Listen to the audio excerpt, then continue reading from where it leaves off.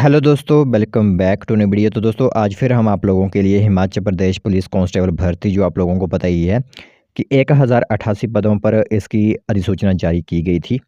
तो उससे संदर्भ में ही आज काफ़ी इम्पोर्टेंट आप लोगों को आंकड़े इस वीडियो के अंदर बताए जाएंगे। यानी आप लोगों को एक सीट पर कितने कैंडिडेट यहाँ पर इसमें फ़ाइट करेंगे, वो भी पूरी इन्फॉर्मेशन आप लोगों को दी जाएगी। क्योंकि आप लोगों को पता ही है कि जो फिज़िकल होता है, यानी शारीरिक दक्षता परीक्षा जो होती है, वो लगभग हर एक डिस्ट्रिक्ट ने कंप्लीट करवा ली है।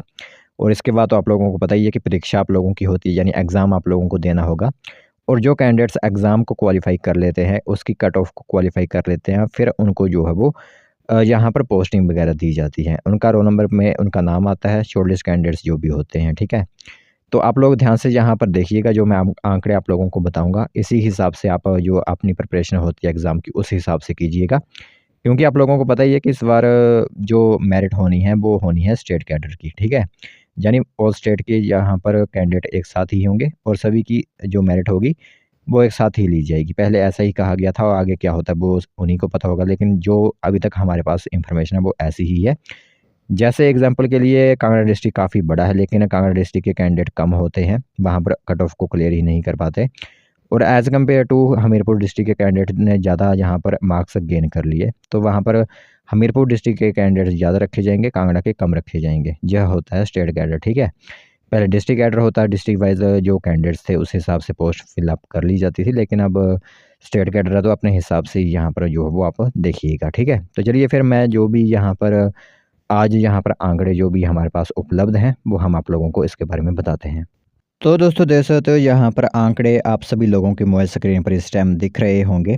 तो इसमें थोड़ा जो करेक्शन होती है वो भी हो सकती है, क्योंकि एग्जैक्ट वैल्यू यहाँ पर पता नहीं होती है। वो तो सिर्फ उन्हीं को पता होगी, डिपार्टमेंट को ही पता होगी, या फिर पब्लिक सर्विस कमीशन को पता होगी जो क्वेश्चन पेपर छापेंगे, ठीक है? या फिर अपना ऑनलाइन टेस्ट करवाएंगे। बाकी जो हमारे पास इस समय उपलब्ध है जानकारी, उसके मुताबिक तो आप लोगों को बता देते हैं।